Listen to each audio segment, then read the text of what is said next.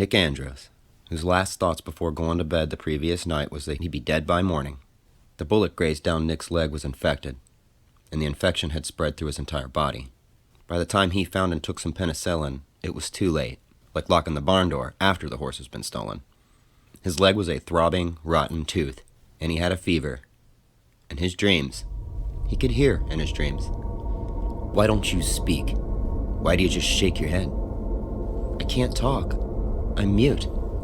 But he was talking and hearing things, a whole world that had been closed off to him. "You can if you want to. I can give you everything. I can give you everything you see and hear." "If you fall down on your knees and worship me." Nick wanted so much: women, treasure, power, and most of all, to hear the tick of a clock, the secret sound of rain. But no. Then he was pushed, and he was falling through space, through his dream, until he landed in another dream, in a field of corn, and he could hear music. Is that what music was? In his dream, Nick had never been happier. He followed an old voice, like dark leather, that was singing. As Nick approached a ramshackle shack, he realized he knew where he was. Polk County, Nebraska, west of Omaha and a little north of Ocella. The home of the oldest woman in America? "How are you making out with that black man, boy?" "He scares me. I'm afraid." "Boy, you got to be afraid. Even a tree at dusk, if you see it the right way, you got to be afraid. We're all mortal, praise God." "But how do I tell him no? How do you breathe? How do you dream?" "No one knows. But you come see me, anytime. Mother Abigail's what they call me, I guess, and I still make my own biscuit." "But how do I get out of this?" "God bless you, boy. No one ever does. You just look up to the best and you come see Mother Abigail and bring your friends. I be right here, right here." Nick woke up in Shoyo, and he'd never spoken, never heard music, but he was alive. Somehow, the swelling in his leg had gone down. Ache had quieted to a dull throb. "I'm healing," he thought. "I'm gonna be okay." He limped to the door and looked out at the corpse of Shoyo, and he knew he'd have to leave today. Where to go? The dreams were just dreams, but for a start, Nick supposed he would go northwest, towards Nebraska. Rita was still asleep in the tent, but Larry Underwood was wide awake, and urinating, and looking down and marveling at the picture postcard New England town below him. The only thing that made the picture subtly wrong was the lack of smoke from the mill. No great loss, Larry might have thought, except it was Independence Day, and he was still an American. Very much aware of the breeze on his naked body, Larry cleared his throat and found his pitch and... "Oh, say, can you see by the dawn's early light what so proudly we hailed at the twilight's last gleaming?" He sang it all the way through. Then he realized that the best way to start another year of independence in this good old US of A would be by a little bumping and grinding. "Rita!" "Yes, sir?" He would wake her up in style this fine morning. "Larry Underwood, boy patriot, wishes you a very good..." It hit him hard after the fresh mountain air, the sweet, sour smell of vomit. "Rita?" All he had seen while he woke up earlier was a fluff of Rita's hair. "Rita, you all right?" A pill bottle rolled out of one of her hands. But Larry was staring into Rita's dead face, her mouth choked with the puke it had strangled her. He stared at her for what felt like a long time, unable to move, until the thought erupted in his brain. "How long was I sleeping with her after she died?" That broke his paralysis. "Oh my God," he thought. "I was going back in there to... Afterwards, Larry realized he felt relief that she'd died, that he didn't have to take care of her anymore, which, of course, confirmed everything his mother had ever said about him. "I ain't no nice guy." He wondered, if the worst was that he felt relief, that the stone around his neck was gone, why did he feel so awful? Because the worst thing is being alone, being lonely.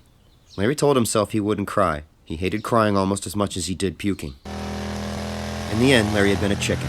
He hadn't been able to drag Rita out of the tent to bury her. He hadn't even wanted to see her again. Eyes averted, he'd fished out his things out of the tent with a long stick, though he had caught one last glimpse of her, staring back at him, accusingly. Shuddering, Larry risked a glance back at the 12-mile point. He wanted to be away from the tent. He wanted to make sure he couldn't see it anymore. He couldn't, and that was good, but Larry took his eyes off the road, and that was bad. Oh, shit! He almost got around it, and that was that. You all right? Larry asked himself. Yeah, I'm all right. But he could have fractured his skull and lain there in the hot sun until he died, or strangled to death on his own puke like certain now-deceased friend of his. Later, even wearing gloves and a helmet, Larry couldn't force himself to go faster than 25. He realized more than anything that he wanted to live long enough to see another human face. Stu Redmond was eating his lunch, while Larry Underwood took his 4th of July spill one state away. He heard the sound of approaching engines before he saw them. 2 teenagers, it looked like, on a couple of Hondas. Stu wondered if they would speed by him or stop, and felt like he didn't want to risk it. Hi! They stopped. I think he's all right, Harold. Stu Redmond, Franny Goldsmith, and Harold Lauder. 3 dots which, when connected, would form a triangle whose exact shape could not yet be foreseen. Where are you headed? What business is it of yours? Harold, what kind of attitude is that? Mr. Redmond's the first person we've seen. Stu remembered something Bateman said. Give me 3 people and they'll form a society. It's all right. He's watching out for you is all. That's right, I am. Funny, I thought we were watching out for each other. We're going to Stovington, Vermont, the disease center. You're wasting your time. I came from there, and everyone's dead. You're a liar. Harold! Stu told him an abridged version of the story that had began with Campion crashing into Hanscom's pumps and ended with, and well, him meeting them this fine day, afterwards. I guess Harold and I owe you our thanks. You saved us a long trip with disappointment at the end. Franny, you mean you believe him? Just like that? Why would he lie? For what gain? Well, how do you know what he's got on his mind? Murder? Could be? Or rape? I don't trust him. Fair enough, Stu thought. That makes us even. Maybe you know something about it I don't? I don't believe in myself. Stop it, both of you! Harold, my God, could you not be so awful? Awful? Me? The point is, what do we do now? We go on anyway. We have to go somewhere. This guy might be telling the truth, but why not double check? Then we can decide what's next. Fine. I suppose it doesn't matter. Good. Let's go, Fran. Something else Bateman said came back to Stu. Man may have been made in God's image, but society was made in the image of his opposite number. He wondered if these 2 were all right. Surely the girl was. But the boy? Just a second. I guess we're both looking for people. I'd like to tag along with you if you'd have me. 3's better than 2 if there's trouble, anyway. No! Yes. We'd be glad to have you, Mr. Redmond. You're just desperate to get rid of me, aren't you? Fine. You go on with him. I'm done with you. Harold, wait. Hold on. Stay right where you are. Don't hurt him, please. Stu realized Harold wasn't just jealous of him. His personal dignity was somehow wrapped up in it, too. He saw himself as the girl's protector. Harold, are you sleeping with her? None of your business. I'll be plain. I'm not looking to take her away from you. I'm not here to squeeze you out like some bully at a country fair dance. I love her. She doesn't love me, I know, but I'm speaking with you plainly, like you did. Again, I don't want to cut in. I just want to come along. You promise? Yeah, I do. He can come, and I apologize for being such an ass. Hooray! Where are we going? In the end, they decided to keep going west. Their first stop would be Glenn Bateman's to spend the night and see if he would join them. Later, they ate an early supper at a rest stop off the side of the road in Twin Mountain. And Stu found his gaze drawn again and again to. He liked the way the girl looked. He liked the way she talked. He liked her dark hair. And that, friends, was the beginning of Stu knowing that he did want her after all.